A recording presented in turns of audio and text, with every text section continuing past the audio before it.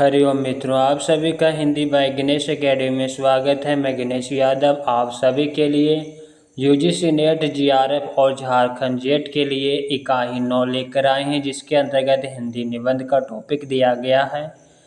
यह book series आपके doctor Prabhat Kumar Prabhakar ji का है, जो आपके न्यू पैटर्न पर आधारित है। आज का टॉपिक है नाखून क्यों बढ़ते हैं। चलिए इस निबंध को हम विस्तार से देखते हैं। सबसे पहले हम लेखक का जीवन परिचय देखते हैं। हजारी प्रसाद द्विवेदी का जन्म श्रावण 11 संवत 1964 19 अगस्त 1907 ईस्वी को बलिया जिले के आरत छपरा के ओजवलिया नामक गांव में हुआ था।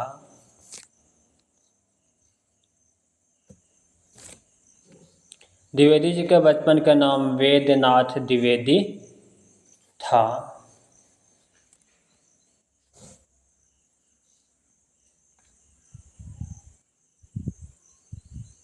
चलिए अब हम नाखून क्यों बढ़ते हैं निबंध को विस्तार से देखते हैं।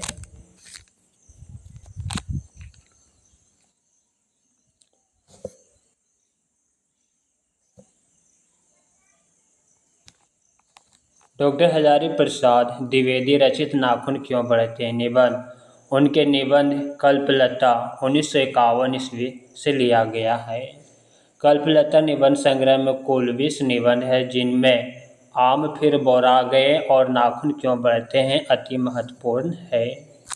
नाखून क्यों बढ़ते हैं निबंध एक ललित निबंध है, जिसमें द्विवेदी जी का मानवतावादी दृष्टिकोण उभर कर सामने आया है। इस निबंध में भारतीयता, उसकी महत्ता, सामाजिक व्यवस्था, राजनीतिक चिंतन, भाषा ज्ञान, रहन सहन, सांस्कृतिक उत्थान, राष्ट्र की सभ्यता एवं संस्कृति सभी पहलुओं पर विचार किया गया है। इन निबंध में द्वितीय विश्व युद्ध की भयावह परिणति, वैज्ञानिक उपलब्धियों का विकृत रूप, हिरोशिमा और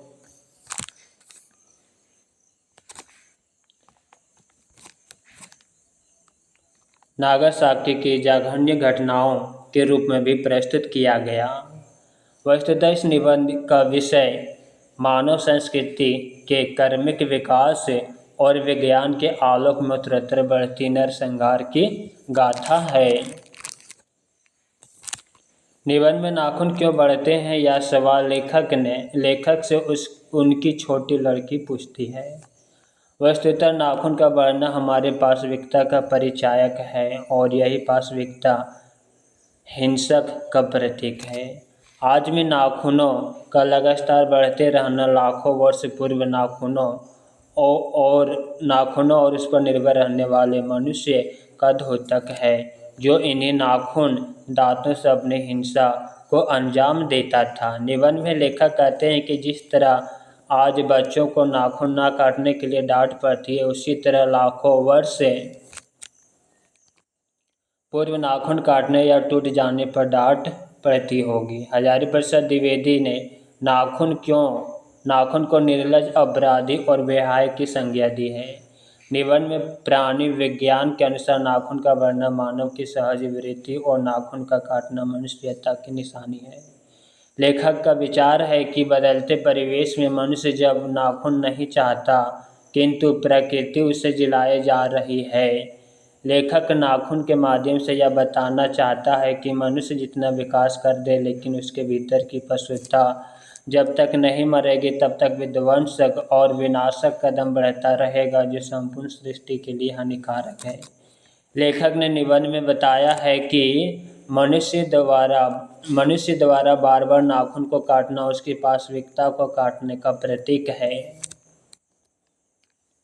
नाखून हमारी क्रूरता, असभ्यता, बर्बरता और विकास में बाधक का प्रतीक है।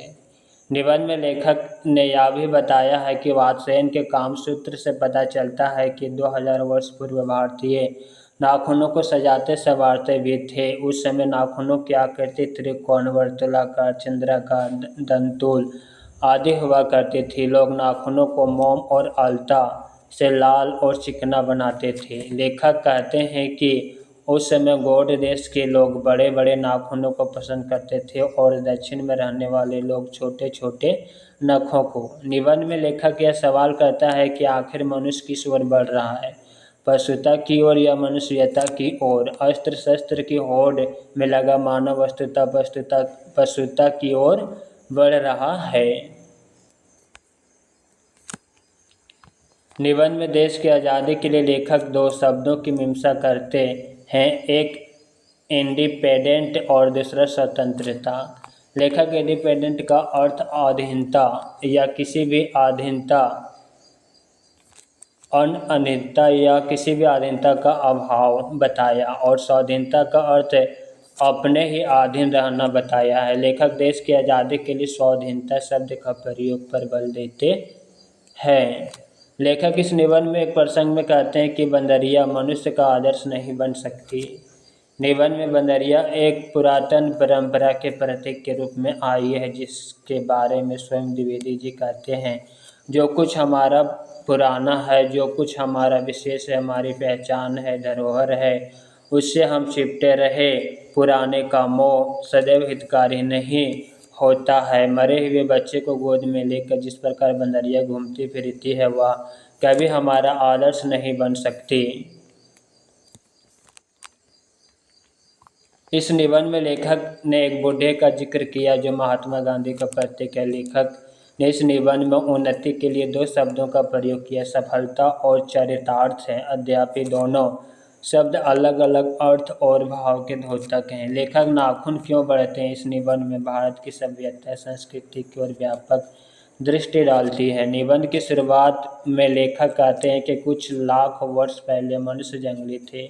वनमानुष जैसा जीवन रक्षा और अस्त्र के लिए उन्हें नाखून की जरूरत थी। कुछ समय पश्चात पत्थर के ढेले और पेड़ के डालें अस्त्र के रूप में काम आने लगे। लेखक ने इसके लिए रामचंद्र की वानरी सेना का उदाहरण दिया।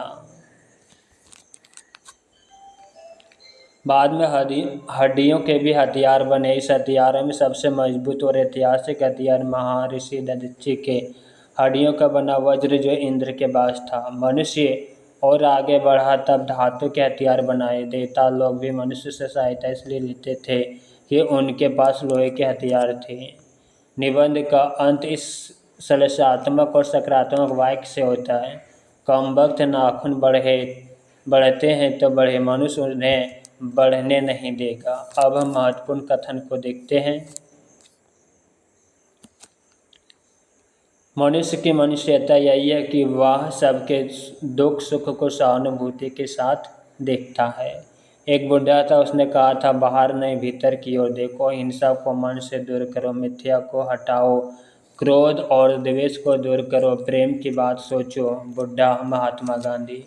काट दीजिए, वे चुपचाप दंड स्वीकार कर लेंगे, पर निर्लज अपराधी की भांति फिर छूटते ही सेंध पर हाजिर। मनुष्य की पूंछ की तरह उनके नाखून भी एक दिन झड़ जाएंगे। मैं मनुष्य के नाखून की ओर देखता हूँ तो कभी कभी निराश हो जाता हूँ। मनुष्य की पशुता को जितनी बार भी काट दो, वह मरना नहीं जानती। पशु बनकर वह आगे नहीं बढ़ सकता है। अस्त्र बढ़ाने की प्रवृत्ति मनुष्यता की विरोधिनी है। मनुष्य किस ओर बढ़ रहा है, पशुता की ओर या मनुष्यता की ओर। कम वक्त नाखून बढ़ते हैं तो बढ़े, मनुष्य उन्हें बढ़ने नहीं देगा। मित्रों, आज की क्लास यहीं पे समाप्त करते हैं। क्लास कैसा लगा कमेंट बॉक्स में अवश्य लिखिएगा, साथ ही अपने मित्रों को शेयर करना मत भूलिएगा। नेक्स्ट क्लास में हम विद्यानिवास मिश्र जी का निबंध लेकर आ रहे हैं। हरि ओम।